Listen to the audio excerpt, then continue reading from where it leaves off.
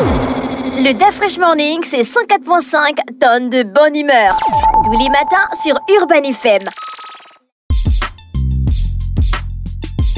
Vous êtes sur les 104.5 Urban FM, la station urbaine on a Bête 241. Elvis, bonjour. Bonjour DaFresh, bonjour René Rude, bonjour Fallon, bonjour tous les auditeurs qui sont connectés sur les 104.5. Alors aujourd'hui, Bête 241 nous amène sur la tombola spéciale euro. Alors cette tombola spéciale euro se passe sur le site www.bet2africa.ga. Vous devez savoir que, chers auditeurs, depuis le 14 juin et ça jusqu'au 14 juillet 2024, tentez de remporter 10 000 en cash sur votre compte. Donc c'est cette tombola spéciale euro qui vous permet de remporter 10 000 francs CFA en cash sur votre compte bet2africa.ga. Alors comment ça marche?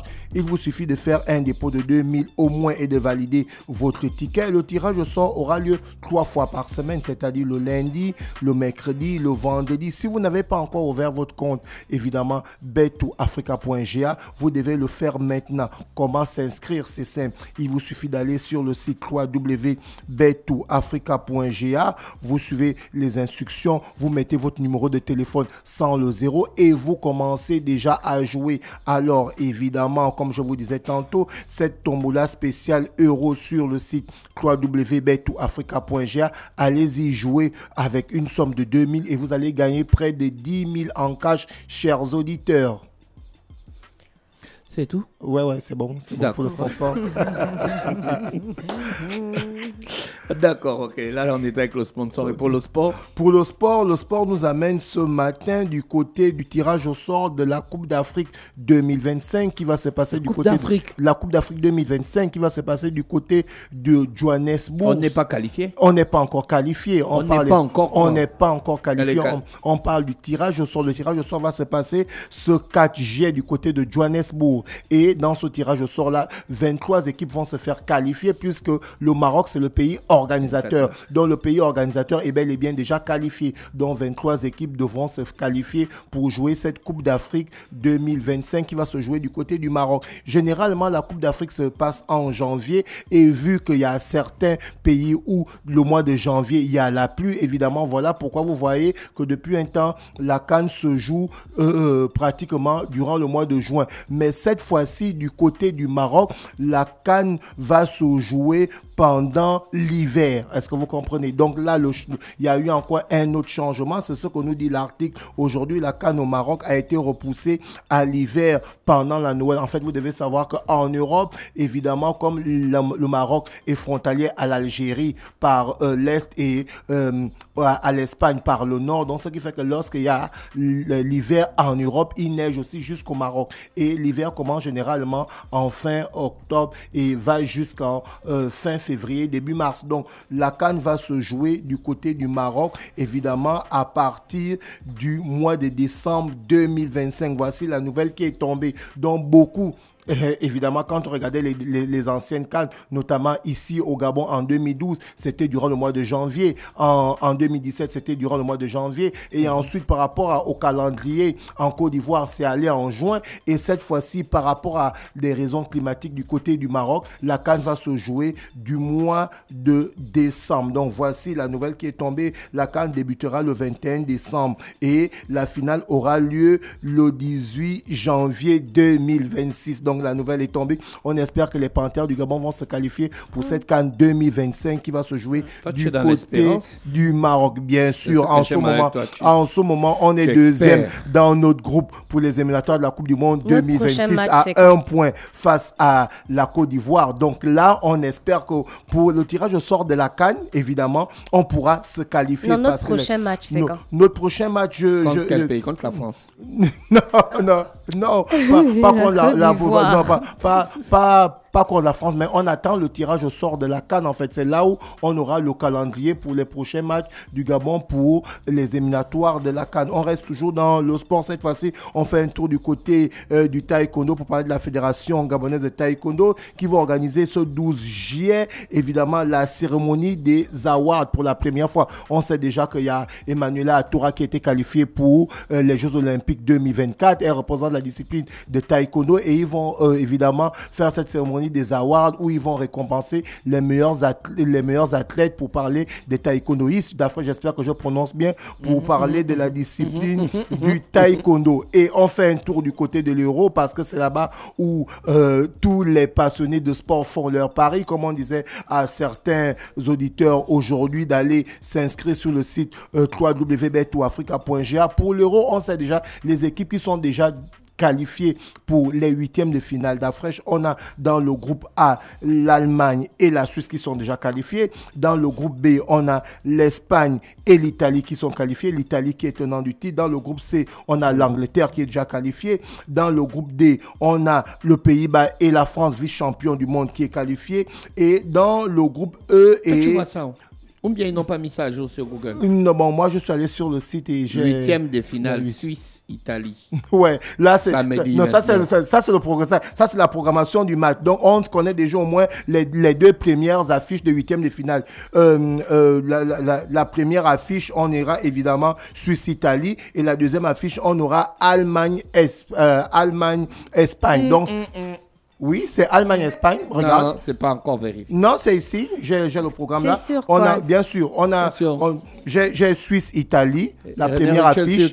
Et j'ai Allemagne-Espagne. Vous pouvez rapidement rentrer dans le site pour marquer. L'Allemagne, c'est encore écrit à venir. Sur quel site? L'Allemagne joue samedi, l'Espagne joue dimanche. Ouais, moi j'ai le tableau qui a été affiché. C'est mal. Ton tableau n'est pas bon.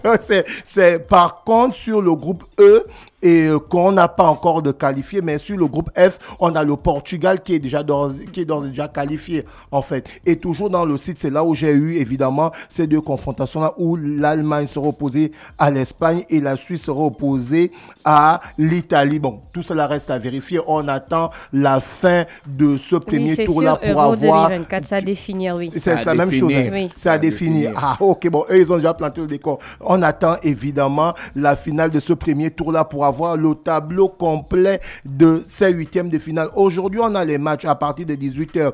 Les matchs vont se jouer simultanément. À partir de 18h, le Pays-Bas va recevoir l'Autriche et la France va recevoir la Pologne. Donc, je rappelle que les Pays-Bas et la France, les deux sont déjà qualifiés. Ensuite, on a à partir de 21h l'Angleterre qui va recevoir la Slovénie et le Danemark qui va recevoir la Serbie. Donc, ces quatre matchs vont se jouer simultanément à 18h et à 21h. Luka Modric. Luka Modric. Il joue dans quel pays? Il joue à la Croatie. Ah, d'accord. Oui.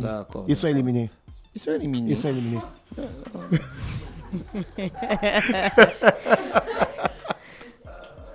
C'est pas facile. Aujourd'hui, on reçoit Abou Hamad. Il est coach. Oui. Il est coach à Don Bosco Okala. Ouais. D'accord. Don Bosco Okala Mikolongo. Coach de basket. Coach de basket. Coach, bonjour. Bonjour. Merci d'avoir accepté notre invitation. Vous êtes champion, hein? On dirait. On dirait. Je vois souvent vos vidéos sur les réseaux sociaux. Vous avez des techniques particulières. C'est facile d'entraîner les enfants? Non, c'est pas facile, mais tant qu'ils sont disciplinés, qu'ils écoutent les consignes, ça devient un peu plus facile. Oui. C'est facile de trouver les enfants disciplinés en 2024? C'est pas facile de trouver les enfants disciplinés, mais avec certaines méthodes, c'est nous qui les rendons disciplinés. Vous êtes un coach, vous êtes formé en tant que coach? Oui, j'ai passé mes stages. J'ai aussi mon diplôme de coach FIBA. Coach FIBA? Ouais. Et donc vous pouvez entraîner l'équipe nationale? Oui, avec ce diplôme, je peux entraîner l'équipe nationale. Pourquoi tu dis que je qui entraîne l'équipe nationale, Elvis? Le coach de l'équipe nationale, c'est Dongo Wilfried et Ambouroué Ambroise. Ce sont les deux coachs nationaux. Voilà. Bon, après, eux, c'est du côté garçon. Oui. Du côté des filles, je suis déjà coach national, mais adjointe 2. D'accord, ok. À Don Bosco, vous mélangez les filles et les garçons dans la même équipe? Non, parce que je vois qu'il y a des garçons et puis il y a des filles là. Oui, parce qu'on est champion en U15 chez les garçons et chez les filles. D'accord. Donc ça, c'est les meilleurs que vous avez emmenés ce matin? Bien sûr. Ça, c'est le capitaine, les MVP aussi. D'accord, ok. Les capitaines et les MVP. Donc, d'après, je vais céder mon siège comme s'ils vont venir tour à tour se présenter. Après, on va d'abord parler avec le coach. Il faut qu'il nous explique ses techniques, comment il fait, ses secrets. Coach Hamad avec la vidéo qui a fait le buzz. Ngoporo, tu n'es pas bon. Il est toujours... Comment vous voyez ça, un basketteur? Le ballon, c'est pas pour toi. Ne passe ta balle. Après, moi, quand je coach, je vois les petits comme mes propres petits frères. Du coup, ça va au feeling. C'est comme si on était à la maison et puis... je le gaze, quoi. Ils se sentent pas frustrés parfois, non, ils savent que c'est le bon grand, et puis bon, après, on se check, et puis c'est fini, je l'emmène manger des gâteaux, et puis c'est tranquille. La corruption. Avec un bon petit nkounou, et puis on passe à autre chose. Ça fait combien de temps que tu es dans le domaine? Alors, j'ai commencé à coacher après la période de Covid parce qu'en fait, quand j'avais mais donc tu es un nouveau coach? Ouais, je suis un nouveau coach, jeune coach. C'est comme ça qu'on m'appelle, le jeune coach. Parce qu'en fait, moi, je coach, mais je joue aussi encore en première division. D'accord. Sauf que je joue en première division et je coach les petites catégories. D'accord. Mais pourquoi tu joues en première division? Tu veux déjà avoir le diplôme de coach. Pourquoi tu es pressé? Pourquoi tu finis pas ta carrière, tu prends de l'expérience et puis après tu te lâches? Parce que les petits, ils peuvent venir te retrouver en première division, hein? Non, ça me dérange pas. Est-ce que moi, ça me dérange? Ils vont te faire la feinte de corps, tu passes un côté direct. Non, ils ne peuvent pas. Ils savent que c'est compliqué. Tu blagues avec les enfants d'aujourd'hui. C'est l'expérience qui va parler. Les enfants d'aujourd'hui, c'est des techniques, hein. Faut pas t'amuser. Ils vont appliquer ces techniques sur lui. Oui, c'est ça. C'est propre technique. Tu peux appliquer les techniques là sur toi? Non. Dès que je rentre là, je tape seulement le football. Il va Comment tu fais en même temps? Tu entraînes les filles, tu entraînes les garçons et tu as des bons résultats. Bon, alors moi, comment tu arrives à t'organiser? Il faudrait d'abord préciser que moi, j'entraîne seulement les filles. Les garçons du club Okala Don Bosco sont entraînés par le coach Bertin Kombila et coach Horace. D'accord, ok. Voilà. Avec les filles, c'est facile? C'est pas forcément facile, mais comme j'ai dit, avec certaines techniques, après Quelles sont les difficultés que tu rencontres le plus dans ton travail au quotidien avec ces jeunes filles? Bon. Surtout que ce sont des adolescentes en fait. Donc tu comprends que c'est généralement plus difficile avec des filles qu'avec des garçons. Il va nous dire. Oui. Bon, après moi je suis plutôt dans la méthode, on va dire militaire. Donc elles sont obligées de se mettre au pas et de respecter mes consignes. Du coup, des fois, quand elles ne respectent pas les règles, elles se mettent à l'écart. Comment ça? Tu ne trouves pas des moyens pour arranger les choses et tout ça? Non. Le moyen d'arranger la chose, c'est qu'en fait, elle aime le basket. Et pour s'entraîner et pour jouer des matchs, il faut qu'elle respecte les règles qui sont données par le club, par le coach et par les dirigeants.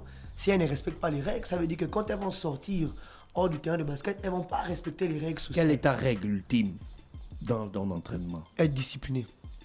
Mais c'est vague, être discipliné. Discipliné, c'est faire ce que le coach demande de faire à la lettre. Suivre les règles. Suivre un processus, suivre le plan détaillé. Est-ce que le coach lui-même, il respecte ses règles? Ouais, moi je respecte ça. Comment c'est ça? Peut-être même dans ton équipe, là où tu joues en D1, là-bas, le coach doit dire que tu es un récalcitrant.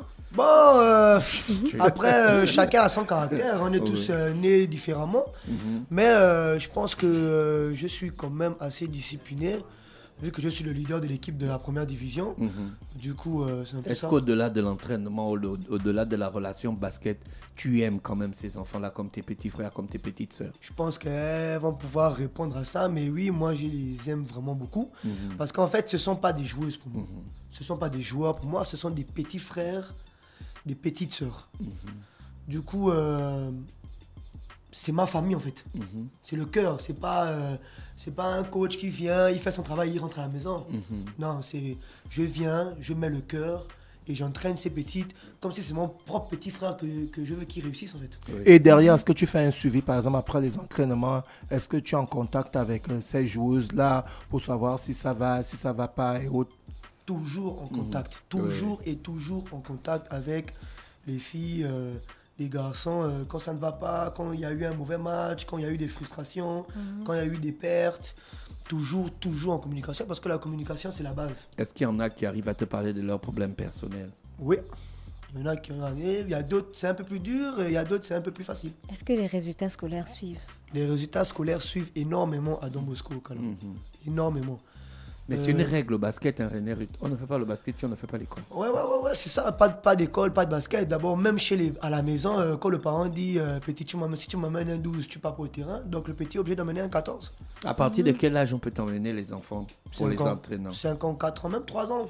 Parce qu'en fait, nous avons une école de basket au Cala. Nous avons une école de basket. Il y a un petit qui est chargé de l'école de basket. Il y a les coachs qui sont chargés de la catégorie masculine et il y a les coachs, il y a moi qui suis chargé de la catégorie féminine. Est-ce qu'ils jouent seulement ou ils apprennent l'histoire du basket? Ça dépend, c'est à partir de quel âge? On va dire 3 ans aussi, non, mais 15 ans. Quand on parle de basket, en fait, de 3-4 à peut-être 10-11 ans, de 3-4 à peut-être 10-11 ans, on parle d'amusement. Les petits viennent pour s'amuser, pour profiter, pour rigoler, pour jeter des ballons. Maintenant, à partir de 10-15 ans, là, maintenant, on parle d'une vraie formation où nous devons former des jeunes basketteurs. Pas d'abord des jeunes basketteurs, mais des hommes. Parce que nous formons des hommes et des femmes. D'accord. Parce que nous ne voulons pas former des basketteurs et des basketteuses, mais ensuite, après, ils ne deviennent pas des hommes et des femmes. On a une basketteuse avec nous. Bonjour. Bonjour. Comment tu t'appelles? Je m'appelle Wami. Wami. Moussunda Nzamba Wami. Et tu joues à quel poste? Poste 3. Ah, d'accord. Dans quelle classe? C'est quoi le poste 3? Mais nous, on ne connaît pas, tu nous dis poste 3. Peut-être il y a poste 4, poste 5, poste 6, poste 7. Poste 3, c'est en quelque sorte, c'est une ailière, ce qu'on appelle ailier, ailier fort. C'est une personne qui peut, par exemple, porter le ballon. C'est une personne qui attaque aussi beaucoup, qui prend aussi beaucoup de rebonds, qui aide en défense. C'est ça, en fait, un poste 3. Ah, d'accord, c'est ça. Donc, tu attaques, tu aides en défense et tu portes beaucoup les ballons. Oui, c'est ça mon rôle. Tu joues tous les matchs? Oui, à part quand je ne viens pas de base, je joue tous les matchs. Mais pourquoi tu ne viens pas?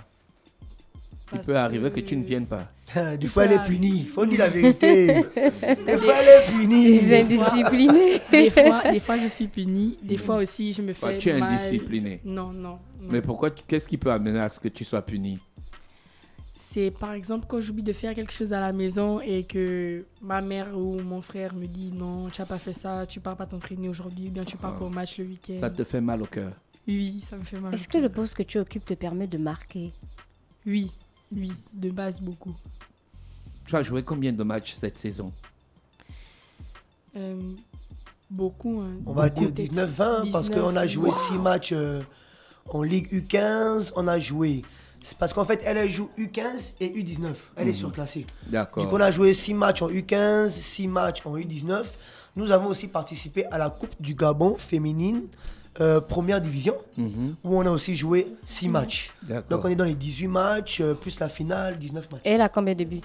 Non, il n'y a pas les buts là-bas, René, s'il te plaît. Mais les paniers, non? Faut te renseigner, maman. Mais non, mais quand tu parles des buts tout à l'heure, quand on a parlé de marquer, c'était par rapport au panier. Mais quand je dis les buts, c'est par rapport au panier, justement. Redis les paniers. Moi, je pense que en termes de points, en fait, c'est pas une très très grosse coureuse. Parce qu'en fait, elle a le rôle de défendre. Enfin, en fait, elle défend, elle prend énormément de rebonds, elle fait énormément d'interceptions. Quand il y a une fille qui nous embête, c'est elle qu'on envoie. Mais je pense qu'elle peut tourner dans les 8-10 points par match. D'accord. Mais sinon, son rôle, c'est pas forcément marqué. Est-ce que tu as une basketteuse à qui tu voudrais ressembler? Ou bien toi, tu veux ressembler à un basketteur? Non, je veux ressembler à une basketteuse. J'aime bien Anna Hidalgo parce que j'aime son style de jeu. Anna Hidalgo, c'est pas le maire de Paris? Oh, le aussi. Tu as trop le désordre, grand. Non, c'est une basketteuse WNBA. Vas-y. Parce que j'aime bien son jeu, j'aime bien son intensité, l'intensité qu'elle met par match, le fait qu'elle s'amuse aussi parce qu'elle rit beaucoup, qu'elle communique bien. J'aime bien son jeu en fait. D'accord, ok. Et tu joues avec qui dans ton équipe? Du coup, je joue avec mes coéquipières. Il y a Wajia et Eden. Il y a Wajia et Eden notamment, mais... Bon, il y a plusieurs autres filles. D'accord. Mais les filles avec lesquelles elles sont très bien, c'est Wajia et Eden parce qu'elles ont commencé pratiquement au même moment. Et elles sont aux entraînements tous les jours, matin et soir, tout le temps. Tu veux faire le basket vraiment dans ta vie? Aller jouer en WNBA? Oui, ça c'est mon rêve. C'est un objectif que je veux vraiment atteindre dans ma vie. Et donc tu te donnes tous les moyens pour le faire? Oui. D'accord, ok. Mais écoute, merci Wami. On va recevoir un autre basketteur qui a accompagné le coach Abou Ahmad qui est avec nous ce matin sur les 104.5 Urban FM, la station urbaine dans le cadre de... Coach, il faut choisir, on les hésite. Le capitaine de l'équipe, le DD Ice, lui-même. On t'appelle le DD Ice? Oui. Pourquoi? Parce que je tire aussi beaucoup. Tu tires, hein? Combien? Les 3 points? Bon, plus c'est 2 points. Et 3 points aussi un peu. D'accord. Et toi, tu joues en quel poste? Poste 3 aussi. Poste 3, hein? Donc ailier, tu portes le ballon, tu défends un peu. Oui. Tu encadres le meneur. Oui, oui. Ah, ok. Et c'est quoi ton prénom? Mon prénom, c'est John. Mon nom, c'est Beka. Ouais. Tu as quel âge? J'ai 13 ans. 13 ans? Et ça fait combien de temps que tu joues? 3 ans. Donc tu as commencé à jouer? Ouais. Tu es un bon basketteur. Toi, tu veux être qui? LeBron James ou bien non. Tu veux être toi-même le Dédé Ice? Ouais, Dédé Ice. Capta. Est-ce que tu as l'habitude de voir les grands jouer? Oui, oui. Ouais, des fois, ils jouent même avec nous. Ah, parce qu'en fait, nous, on joue mardi et jeudi de 15h à 17h. Et des fois, quand on n'a pas parce que des fois, les gars ne viennent pas, je sais pas, ils partent chiller. Du coup, nous, on appelle les petits. On appelle les petits qui sont assez forts pour pouvoir jouer avec nous. Donc, c'est ce qui fait aussi leur progression parce qu'ils jouent avec des grands de première division aussi en big match. D'accord. Le Dédé Ice, le basket représente quoi pour toi? Bon, c'est une grande passion pour moi. J'ai envie de devenir un grand joueur comme Michael Jordan. J'ai envie d'aller très loin en NBA et faire de l'étude là-bas. Ah, d'accord, ok. Tu comprends que c'est un grand défi. Oui, oui. Tu te donnes les moyens. Est-ce que tu écoutes les conseils du coach? Oui. Oui, il écoute les conseils du coach parce que c'est voilà pourquoi on l'a nommé capitaine. Parce qu'en fait, il est capitaine depuis déjà 2 ans. Parce qu'en fait, l'année dernière, ils étaient en catégorie U13, ça veut dire moins de 13 ans. Et l'année dernière aussi, on a gagné en catégorie U13. Parce qu'en fait, là, ça fait déjà notre 2e année consécutive qu'on gagne. Du coup, il écoute beaucoup les conseils du coach. C'est quand même terrible d'encadrer les jeunes comme ça et puis d'avoir une équipe de basketteurs qui ne gagne jamais les championnats. L'équipe nationale. Après, bon. Parce qu'avoir une équipe nationale qui gagne, ça donne aussi le courage aux jeunes. Voilà, je savais que tu devais venir là. Oui, il faut venir. Non, bon, en fait, au niveau de l'équipe nationale, le problème c'est que des fois on n'a pas forcément la bonne préparation. Ouais. Parce que quand on vous parle du Mali... Parce que les petits là, ils vont grandir, ils vont arriver à un niveau où tu vas dire qu'on n'a pas la bonne préparation. Oui. Non, mais après, c'est pas une question de préparation. Bon, c'est pas ta responsabilité, quoi. Moi, je parle seulement dans... On appelle ça comment? Dans la continuité des choses. Je comprends. Mais moi, je suis en train de te dire que, par exemple, on va prendre le cas du Mali parce que le Mali domine les Coupes d'Afrique de moins de 18 ans, ça fait pratiquement 10 ans. Et ils partent toujours en Coupe du Monde. Quand on prend l'exemple du Mali, le Mali prépare son équipe U16 2 ans avant la compétition. Nous, on prépare notre équipe U16 2 mois avant la compétition. Pourquoi Pourquoi tu prépares ton équipe U16 2 mois avant la compétition alors que tu as la petite Ouami qui joue au moins 19 matchs par saison? Il n'y a pas les moyens? Bon. Il n'y a pas le kounou ou bien les gâteaux? Il n'y a pas tout. On va dire que bon. Le problème aussi, c'est pas au niveau. Tu nous dis, hein. On peut payer le kounou tous les soirs. Hein. Bon, si tu peux faire un atteint monnaie tous les jours, tu envoies. Oui. Le problème n'est pas au niveau de là. Le problème, c'est que les petites peuvent être prêtes. Mais quand on fait une sélection 1 mois avant la compétition, alors que le Mali ou le Sénégal a fait une sélection 6 mois avant la compétition, on ne peut pas aller jouer contre eux. C'est pas possible. D'accord? En plus, eux, bon, on va pas dire que... Mais ils ont vraiment de très grandes de taille. Au Gabon, on n'est pas vraiment très grand. D'accord? On peut compter les filles qui sont grandes et qu'on peut amener en équipe nationale, on peut les compter 2, 3, 4. Est-ce qu'il faut être forcément grand pour jouer au basket? Il y a des postes qui nécessitent d'être grand. Il y a des postes comme le poste 4 et 5 qui nécessitent d'être au moins à... Bon, chez les filles, on va dire au moins à 1m90. 1m90? Oui. Bah après moi, nous, à Don Bosco, nous avons 3 filles qui ont 1m90. Ah, elles ont quel âge? Elles ont 18 ans. Il y a une qui a 16 ans, il y a une qui a 17, il y a une qui a 18 ans. D'accord? Mais chez les garçons, on peut dire que quand on va parler d'un intérieur de petite taille, on peut commencer à 1m98. Mais normalement, on a des Sénégalais qui ont 2m13, qui ont 2m20, des Tunisiens. Ils ont 17, 18 ans. Ou bien ils sont déjà grands. On a des Sénégalais qui ont 2m10 et qui ont 17 ans. Est-ce que ça vous influence, vous, quand vous affrontez? Mais bien sûr, René. Bon, après, tout part de la mentalité. Moi, je peux jouer contre un gars de 2m10. Ça m'arrive, je joue tous les jours contre des gars qui sont grands de taille. Donc le mental, c'est important. Non, le mental est toujours important. Si tu n'as pas le mental, mieux tu arrêtes le basket, tu vas faire l'école et puis c'est tranquille. Même à l'école, le mental est important. Tu arrives devant un examen et puis tu stresses. Tu fais comment? Bonjour. Bonjour. Ça va? Oui, comment tu t'appelles? Je m'appelle Ngabaïden Ouali. Tu joues à quel poste? Je joue poste 1. Oh, 1, c'est quoi? S'il te plaît, soyez un peu précis quand vous venez ici. Hein. Le poste 1, c'est le meneur, la meneuse. C'est lui qui place le jeu, qui donne, si on peut dire, qui donne aux autres joueuses, joueurs le ballon, si on peut dire, qui distribue. Donc toi, tu joues toujours au milieu, à la tête de la raquette? Pas forcément. Pas forcément, je comprends. Parce que là, bon, on est on va dire en petite catégorie, du coup, les postes ne sont pas très très respectés, si on peut dire ça comme ça. Du coup, je suis un peu, on va dire, polyvalente. D'accord, ok. Et tu as quel âge? J'ai pris 14 ans. Donc tu joues depuis combien d'années? Je suis en train d'arriver à ma troisième année en novembre. Ah, d'accord. Et tu as joué le même nombre de matchs que Wami? Oui, vous jouez ensemble, hein? Oui, on joue ensemble. Et ça se passe plutôt bien? Ça se passe très bien. Il y a la communication, la cohésion? Oui, on s'entend très bien. Et en dehors du terrain, vous vous entendez aussi très bien? Toujours normal. Il faut communiquer avec les Vous êtes dans des mêmes établissements ou vous êtes dans des établissements différents? On est dans des établissements différents.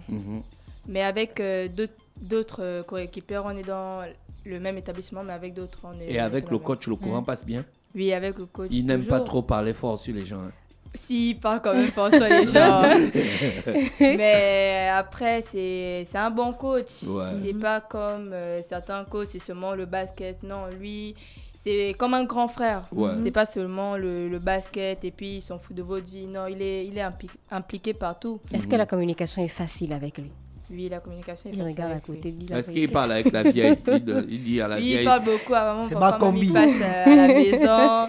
Il parle, ils échangent et puis après on part au terrain. Un coach pointu, il demande pas laver le mecto, la vieille, tu as préparé quoi? Ouais, la dernière fois, il avait mangé quoi? L'oseille. Avec la mayonnaise, il n'y avait pas le manioc. C'était congelé. Merci, coach. Je rappelle que dans le cadre de la rubrique sport, on recevait le coach Abou Ahmad avec nous ce matin sur les 104.5 Urban FM, la station urbaine dans le Da Fresh Morning.